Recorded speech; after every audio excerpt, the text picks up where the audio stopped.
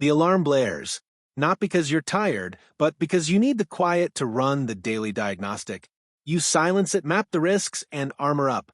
You are the wall, the crisis handler, the one everyone calls when their world crashes, relentlessly capable. You wear mental toughness like armor, and that armor saved you. You learned vulnerability was a liability, independence, the only currency.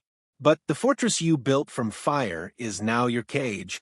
The wall that kept danger out has kept you in.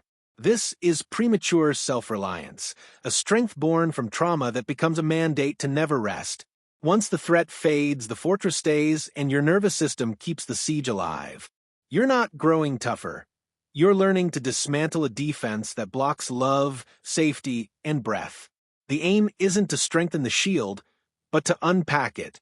First, the architecture. We call it mental toughness, yet it's chronic activation, an internal system that learned to outsource threats by managing everything inside. 3 key mechanisms rewired your reality. Hypervigilance, toughness as constant scanning. Your default mode, network stays on, turning quiet moments into data points. You anticipate the next failure, the next betrayal, the next demand. Relaxation feels dangerous because lowering the guard feels like inviting disaster. Avoidant attachment. Safety lived in your own hands. You become the fixer, the provider, the anchor, yet you resist receiving support. When someone offers care, an internal alarm sounds. Closeness equals control, and control must be rejected. Intimacy feels risky, weakness feels dangerous. Allostatic load. The body bears the cost of chronic stress. The energy you pour into never break wears down your physical and cognitive reserves. Fatigue isn't your work, it's your defense echoing the truth. This level of resilience isn't sustainable. The journey isn't to be tougher. It's to dismantle the system that demands you remain unbreakable. Pause for a hard truth, the grief of softness.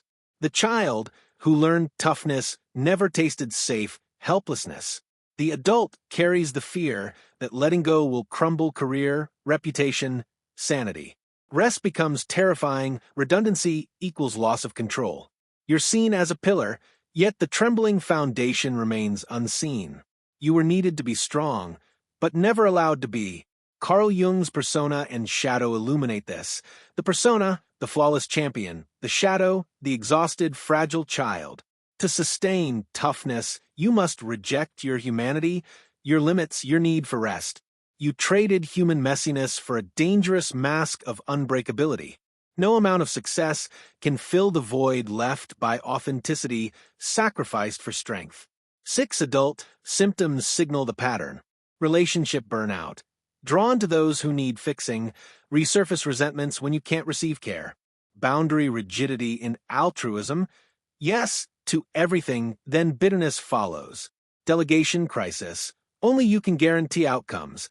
Delegation feels like catastrophe. Chronic exhaustion as ambition. Rest feels wrong. Tiredness is a badge of worth. Mistaking anxiety for intuition. Vigilance masquerades as gut instinct, blinding presence. Catastrophic fantasy. Waiting for the break to finally stop running. Witnessing is the first unlearning act. Name the pattern. Premature self-reliance activating again. Useful then, not now.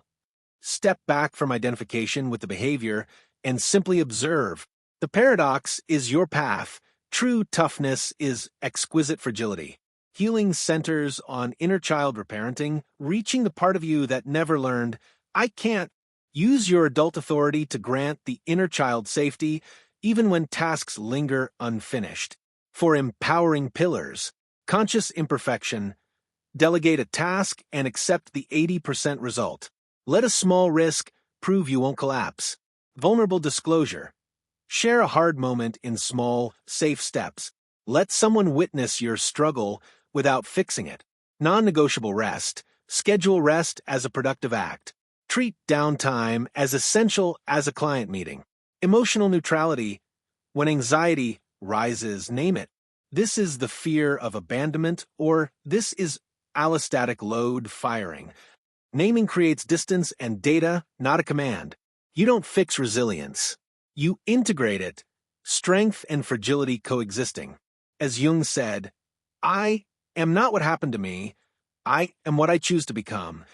You were forged in fire, but you're not obligated to stay a weapon. You're meant to be a sanctuary where your power and your humanity finally align. The work ahead is about peace, not perfection.